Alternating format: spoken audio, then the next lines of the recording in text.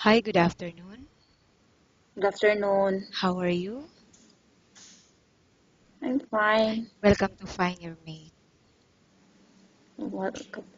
Please tell us something about your work experience. Yes. Before, I'm working in Saudi for 3 years. Okay? Uh, After, I'm working in Kuwait for 5 years and 6 months. Then I Okay. can find work here. Okay. So in your experience in Saudi Arabia, can you tell me what are your duties and responsibilities while on the job?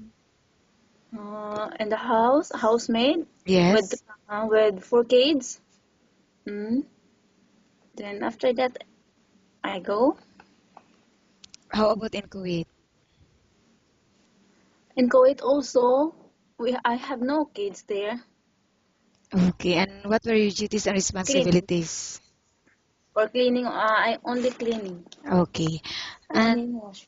right now, may I know the status of your visa? Yes, I'm visit visa only for now When it has expired? at October 26. Okay. And how much salary are you looking for? Uh, I am expected for 1,700 to 2,000, ma'am, Okay, and why do you think you deserve this amount? because I'm long time I'm working for. I'm not a new. Okay, are you married or single? I am married mom. Do you have any kids? Yes, I have 3 kids. Okay, and I will now ask you questions about different situations you may encounter while on the job, okay? Okay, If mom. the baby is non-stop crying, what will you do? It depends if they are sick. I give him a medicine, but first of all, I ask my employer what medicine to give them if they are sick. Then, or they are hungry, I give them a milk or what.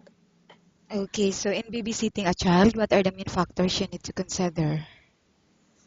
Give them a food. Then clean the baby. Okay, and how about cleaning the house? Which area do you usually start working in?